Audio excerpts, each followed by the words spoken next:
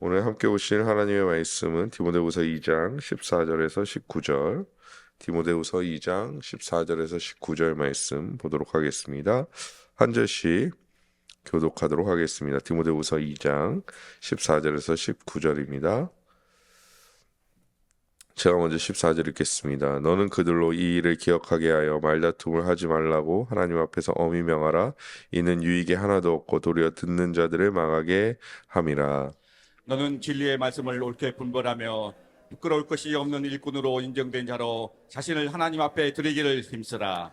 망령되고 헛된 말을 버리라. 그들은 경건하지 아니하며 점점 나아가나니 그들의 말은 악성 종양이 퍼져나감과 같은데 그 중에 후메네오와 빌레도가 있느니라. 진리에 관하여는 그들이 그릇되었도다. 부활이 이미 지나갔다 하므로 어떤 사람들의 믿음을 무너뜨리니라.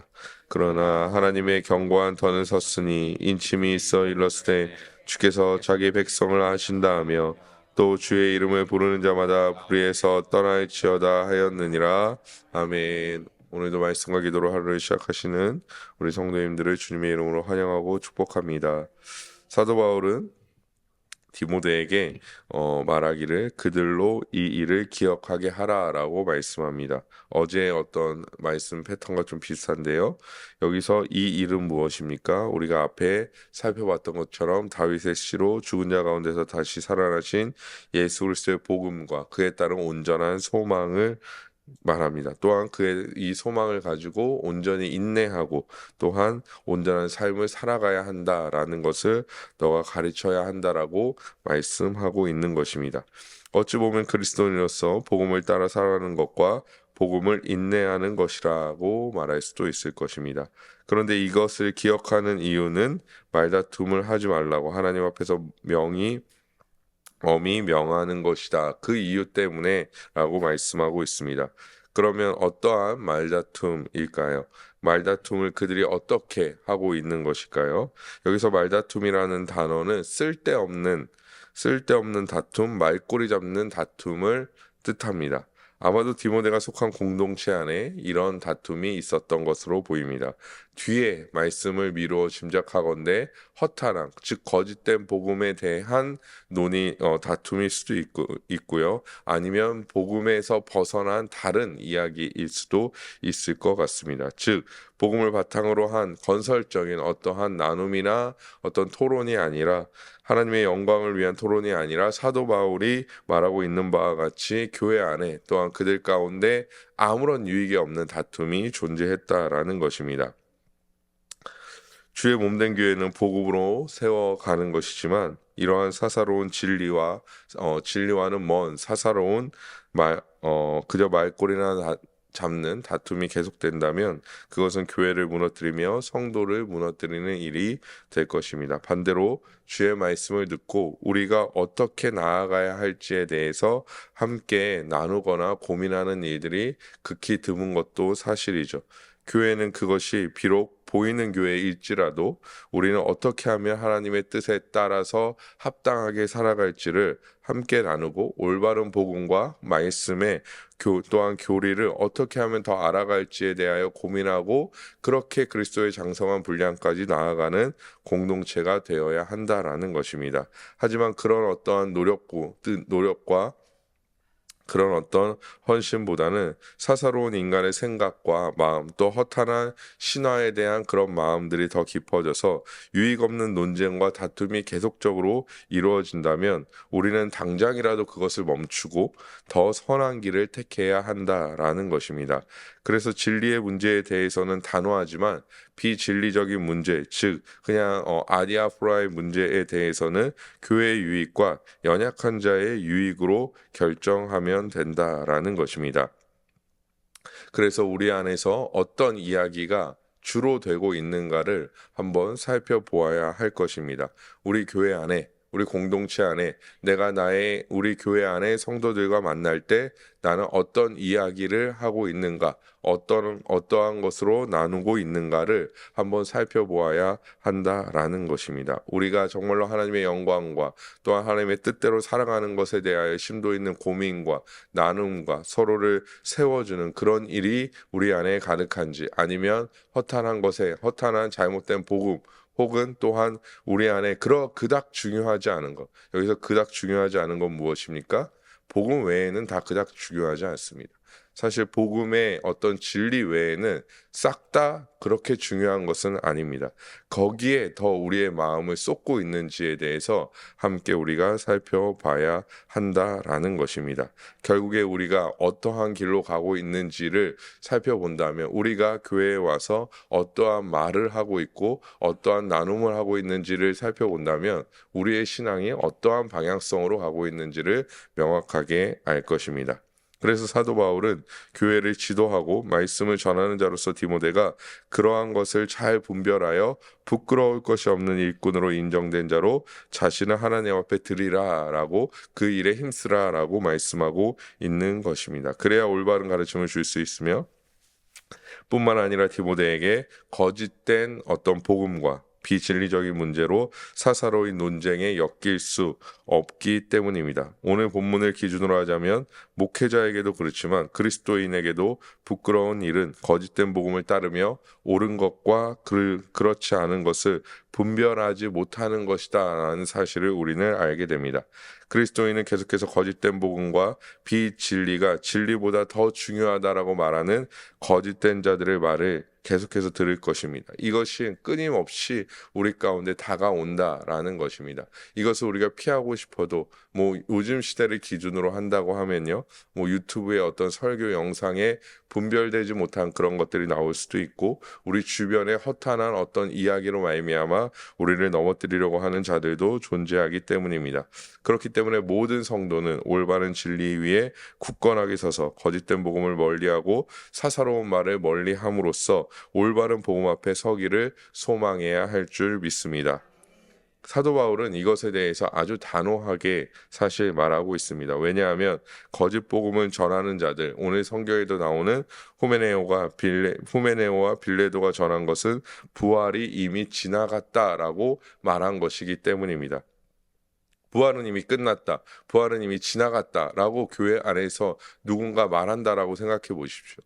우리 교회 안에서 누군가 와서 부활이 끝났습니다. 부활이 지나갔습니다. 이런 것으로 하지 않아도 될 논쟁을 이런 거짓된 복음으로 말미암아 그런 논쟁을 교회 안에서 하고 있다면 교회는 굉장히 혼란스러울 것입니다.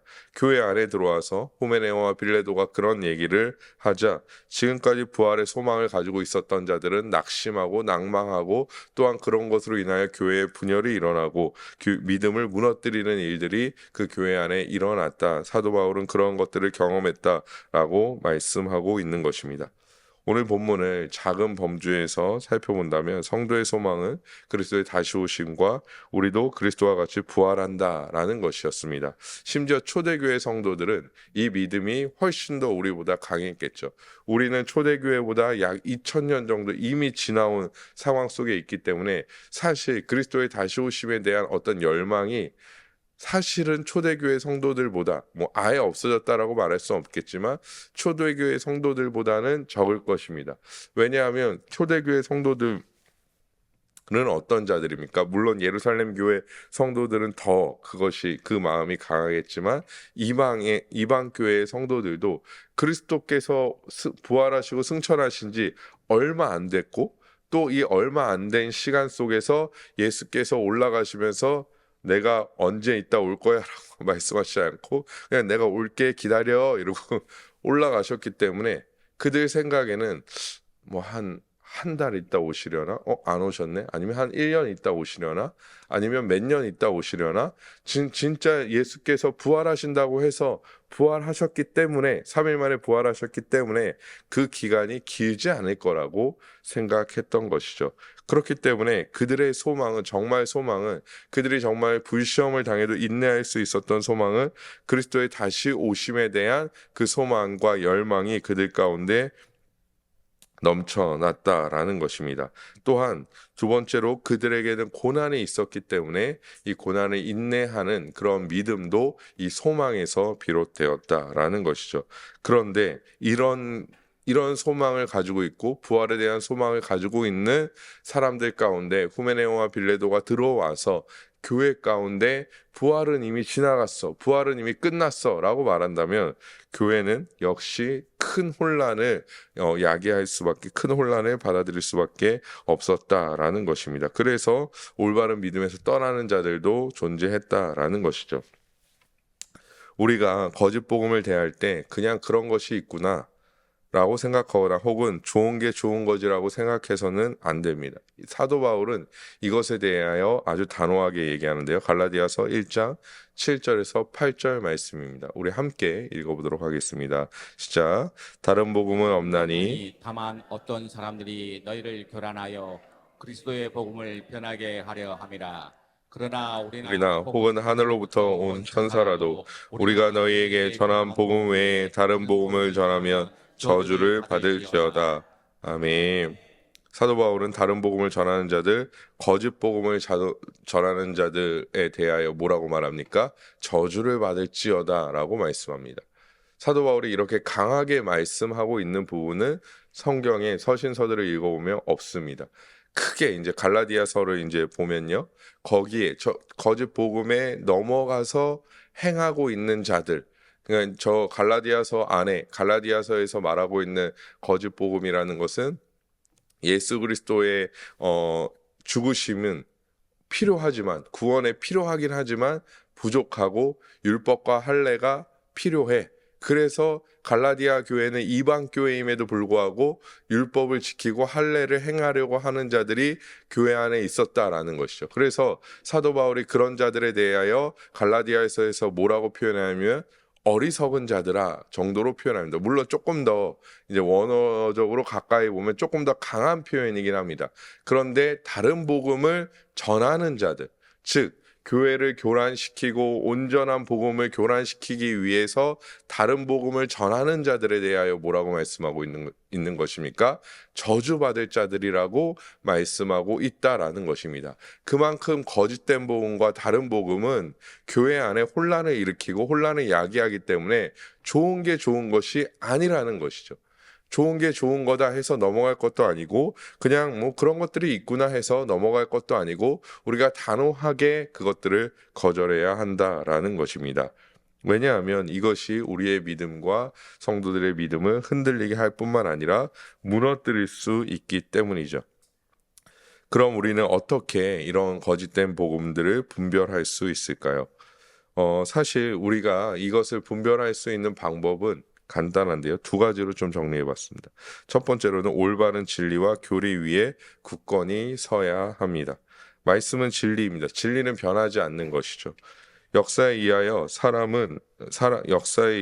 사람에 의해 진리는 변하지 않습니다. 시대는 변하죠. 제가 이전에도 말씀드렸지만 시대는 변합니다. 맛도 변하죠. 어제도 이제 제가 어머니랑 같이 이제 식사를 하려고 제가 좋아하는 어머니와 같이 식사를 하지만 저희 가족들을 데리고 제가 좋아하는 이제 저기 인천 신포동에 가면 그 닭강정인가 그거 팔잖아요. 근데 이제 사서 이제 먹는데 예전에 막 그런 막 맛이 아닌 것 같은 거예요. 어저께 이제 점심에 또 저희 부평에 있는 유명한 냉면집이 있습니다.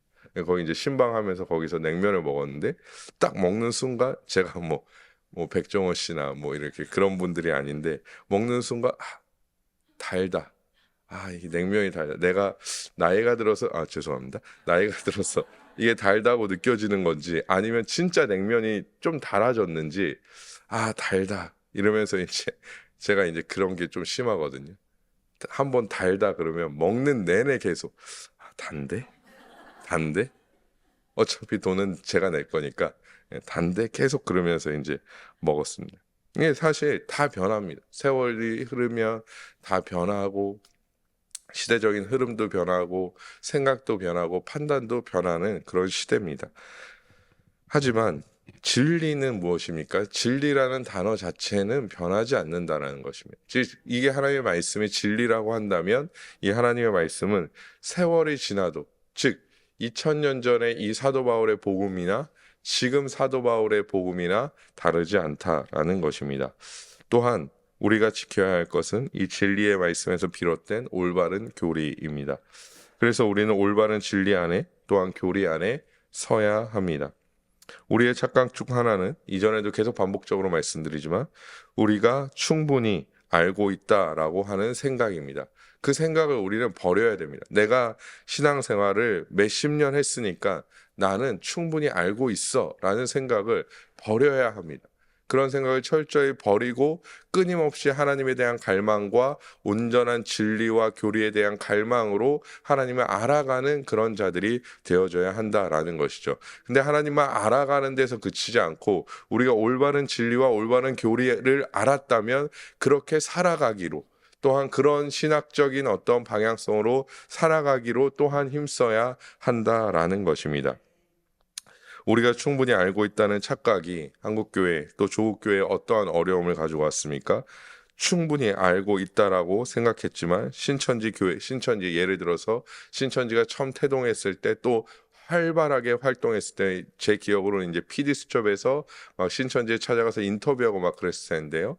그랬을 때 교회들이 그런 신천지의 사실 비유풀이나 이런 말도 안 되는 것들에 많이 현혹되고 넘어가고 교회의 뭐 중직뿐만 아니라 목회자 뭐 이런 사람들이 막 신천지에 들어가서 막 그런 것들을 배우고 그랬던 기억을 우리는 분명히 가지고 있습니다. 왜 그렇습니까? 충분히 알고 있다라고 생각했겠죠. 나는 직분이 있고 나는 신앙생활을 오래 했기 때문에 나는 충분히 알고 있어. 그런데 정말로 뭔가 말도 안 되는, 우리가 지난주에 이제 청년부에서 신천지뿐 아니라 JMS 구원파 교리대에서 이제 교리에 대해서 같이 알아보는 시간을 좀 가졌는데요. 사실 그런 것들을 조금만 공부해 보면요. 신천지 교리를 조금만 공부해 보면 JMS 조금만, 구원파 조금만 해보면 얘네는 진짜 엉망이다 라는 생각을 금방 할 수 있어요. 근데 이것을 엉망이다라는 것을 알기 위해서는 올바른 진리를 알아야 되는데 이것을 모르기 때문에 이것이 엉망이라는 생각을 못 하게 되는 거죠. 아, 그런가? 머리 극적극적하면서 아, 그런가? 이러면 안 된다라는 것입니다. 우리의 마음에 나는 안 그러겠지 없습니다. 우리는 끊임없이 올바른 진리를 추구해야 한다라는 것입니다. 그래서 아까 반복적으로 좀 말씀드리지만 청년들은 느꼈겠지만 그 교리들이 정말 대단하지 않습니다. 허점도 너무 많고요. 말도 안 되는 것도 많고 정말로 이거는 정말 낮은 수준이구나. 조금만 알면 뭐 이거 신천지 교리 공부 안 해도 구원파 교리 공부 안 해도 그냥 만나서 얘기만 해도 우리가 충분히 이 사람들의 거짓된 것을 드러낼 수 있겠구나 하는 정도의 수준이었다라는 것입니다. 하지만 많은 사람들, 특히 그리스도인들이 이런 이단에 유혹되는 것은 여러 가지 이유가 있겠지만 올바른 진리와 교리를 알려주지 않고 알려고 하지 않기 때문이라는 것입니다. 그러기에 우리는 올바른 진리에 대한 갈망이 있어야 한다라는 것입니다. 요즘 시대가 뭐 나는 그런 이단에 가지 않는데 여러분 요즘 시대가 훨씬 더 위험한 시대이라고 저는 생각합니다. 왜냐하면 아까도 말씀드렸지만 유튜브를 틀면 수많은 설교자들의 설교가 나오고 우리는 그 설교를 분별하면서 들어야 하고 또한 올바른 진리를 추구하면서 들어야 하기 때문입니다. 제가 뭐 감리교회 교리나 다른 어떤 장로교회 교리가 잘못됐다라고 얘기하지 않습니다. 저는 감리교나 장로교나 올바른 교리 안에 선다면 종이 한 장 차이 정도 난다라고 생각하는 사람이기 때문에 그것은 제가 말하는 것은 아예 다른 복음. 최근에 이제 유명한 연예인이 교회를 오픈해서 이제 교회라고 하긴 좀 그렇고요. 그냥 장소를 오픈해서 막 자기가 성경 강의를 하고 있습니다. 제가 그거를 이제 그 이단 세미나 준비하면서 한 2편 봤는데요. 2편 보는 시간 내내 너무너무 지루하더라고요. 내가 이거를 왜 보고 있지 막. 왜냐하면 아예 말도 안 되는 내용을 계속 얘기하는데 사람들의 댓글이 뭐냐면 야, 명쾌하다. 시원하다. 이런 반응들이에요. 그래서 이게 어떻게 명쾌하지? 심지어 이 청년들과 나눴는데요. 예수 그리스도에 대해서 약간이 아니라 이거 심하게 신성 모독인데 예수 그리스도께서 하나님이신데 거의 이거는 신성 모독 수준인데 라고 받아들이는데 그 댓글은 그렇지 않은 거예요. 근데 그 댓글을 누가 달겠습니까? 처음 예수 믿는 사람들이, 안 믿는 사람들이 와서 달겠습니까? 아니죠. 물론 저는 이제 많이 양보해서 한 80%는 이제 구원파 사람들이 와서 달 것이다라고 생각하고 있지만 그렇지 않다라는 것이죠. 그래서 우리는 기본적으로 다 안다라는 생각을 버리고요. 올바른 진리를 끊임없이 추구해야 합니다. 수요일에 하고 있는 하이델베르크 교리문답 같은 것도요. 사실은 그것들은 다 믿음의 가정에서, 개혁교회의 가정에서 아이들과 함께 놔두던 거였어요. 아이들과 함께 하이델베르크 교리문답을 나누고 얘기하고 아빠가 질문하고 아이가 대답하고 이런 일들을 하던 거였어요. 근데 우리는 지금 안 하지 않습니까? 해야 된다는 거죠. 해야 아이들이 우리는 지금 알구나라고 하지만 우리 아이들이 자라나면서 그런 올바른 진리를 배우고 올바른 진리 안에 거하고 그래서 올바른 믿음 안에 서게 되는 것이죠. 제가 이제 뭐 너무 사적인 얘기지만 저희 아이를 보면서 야, 얘네 도대체 나중에 뭘 시켜야 될까? 이런 고민이 사실 하나도 들지 않습니다. 숫자도요. 1부터 저희 친구 아들은 막 100도 세고 200도 센대요. 근데 저희 아이는 8까지 세요. 이게 왜 8까지 세죠? 보통 10까지 세잖아요. 근데 8까지만 세는 거예요. 야, 이게 왜 8까지만 세지? 그러면 이제 저는 개인적으로 그냥 뭐 괜찮다. 아빠도 수학 못했고 엄마도 수학 못했으니까 얘도 그 길을 가려나 보다. 그냥 이렇게 생각합니다. 뭐 크게 흥미를 느끼는 것도 없는 것 같아요. 그냥 막 대단히 흥미를 느끼는 것도 그냥 소방차 이런 거 빼고는 크게 없는 것 같아요. 그래서 그냥 그런가 보다. 왜냐하면 저도 개인적으로 저 스스로도 대단히 잘하는 것이 없다라고 늘 생각하는 사람이기 때문에 그냥 그러나 보다라고 생각하는데 이 아이에게 내가 그러면 가져야 될 마음, 이 아이의 인생은 이제 앞으로 이 아이가 살 것이고 그럼 내가 도와줘야 될 것은 무엇인가? 하나님의 진리 안에서 자라게 해야겠구나. 이 범주 안에서 벗어나지 않도록 나는 힘써야겠구나. 그렇기 때문에 우리도 아직 늦지 않았어요. 내 아이는 너무 장성했는데요. 이미 장가 갔는데 시집 갔는데요. 필요 없고 그냥 모여서 가족끼리 부부끼리 모여서 아니면 가족끼리 모여서 혼자라면 혼자라도 책을 읽고 공부하고 해보는 겁니다. 그렇게 해서 우리가 올바른 진리 위에 끊임없이 설 수 있도록 어떠한 애라도 써야 된다라는 것이죠. 그렇지 않으면 우리는 수도 없는 잘못된 어떤 이단적인 교리와 잘못된 거짓된 복음에 휩싸여서 넘어질 수밖에 없다라는 것입니다. 두 번째로는 더 실질적인 방법인데요. 목회자에게 늘 체크해야 합니다. 요즘 교회 외에도 아까도 말씀드렸지만 말씀을 접할 수 있는 환경이 아주 잘 조성되어져 있습니다. 그리고 다양한 사람들이 존재하죠. 그 중에는 신학을 공부하지 않은 사람들도 있고요. 그냥 혼자 묵상한 것을 마치 진리인 것처럼 말하는 사람들도 있습니다. 아까처럼요. 심지어 어떤 사람들은 모든 것을 음모론으로 주장하는 사람도 있어요. 모든 것을 음모론이다. 전도사라고 하는 사람이 얘기하는 건데요. 뭐 전도사도 아니지만 모든 것을 음모론.